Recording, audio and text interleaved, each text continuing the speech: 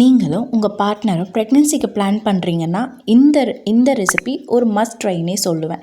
இதில் ஆக்சுவலி உங்களுக்கு ரொம்ப ஈஸியான 3 இன்க்ரீடியன்ட்ஸ் தான். ஃபர்ஸ்ட் நீங்கள் டேட்ஸை வாஷ் பண்ணி டீசீட் பண்ணி வச்சுக்கோங்க. அண்ட் ஃப்ளாக்ஸ் சீடை ரோஸ்ட் பண்ணி பவுடர் பண்ணி வச்சுக்கோங்க.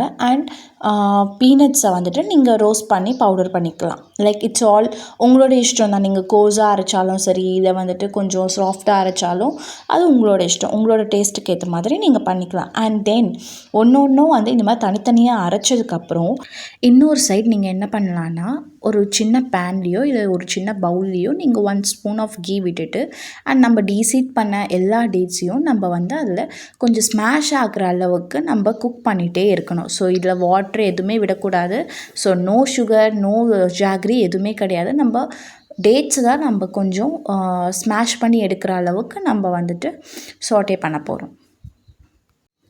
நல்லா சாட்டே பண்ண பிறகு இந்த அளவுக்கு நல்லா ஸ்மாஷ் ஆகிற மாதிரி இருந்தால் போதும். நீங்கள் ரொம்ப வேக வைக்கணும் அப்படியெல்லாம் வேண்டாம். ஸ்மாஷ் ஆகிற மாதிரி இருந்தால் போதும்.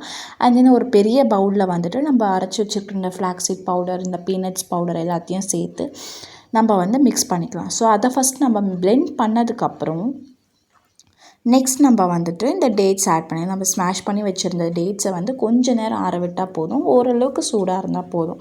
ஸோ அந்த பதத்தில் நம்ம அந்த ஸ்மாஷ் ஆகிற டேட்ஸை வந்துட்டு நம்ம இதில் ஆட் பண்ணிக்கலாம். ஸோ இதில் ரொம்ப இம்பார்ட்டண்ட்டான விஷயம் என்னென்னா, இந்த ஸ்டேஜில் நீங்கள் ஸ்வீட்னஸ் கம்மியாக இருக்கணும், இல்லை வந்துட்டு நம்மளுக்கு இதுவாக இருக்கும், ரொம்ப வாய்க்கு ஒரு மாதிரி இருக்கும்னு சொல்லிட்டு நீங்கள் எந்த ஸ்வீட்ஸும் நீங்கள் ஆட் பண்ண வேண்டாம். Sugar, no salt, no jaggery எதுவுமே நீங்கள் ஆட் பண்ண வேண்டாம். இதுலேயே எல்லா ஸ்வீட்னஸும் நிறையவே இருக்குது அண்ட் எல்லா சத்துக்களும் நிறைய இருக்குது. ஸோ இந்த மாதிரி நீங்கள் சாப்பிடும்போது it is very rich in magnesium, zinc எல்லாமே. ஸோ உங்களோட ஃபர்டிலிட்டிக்கு ஹெல்ப் பண்ணக்கூடிய எல்லா நியூட்ரிஷன்ஸும் இதில் இருக்குது.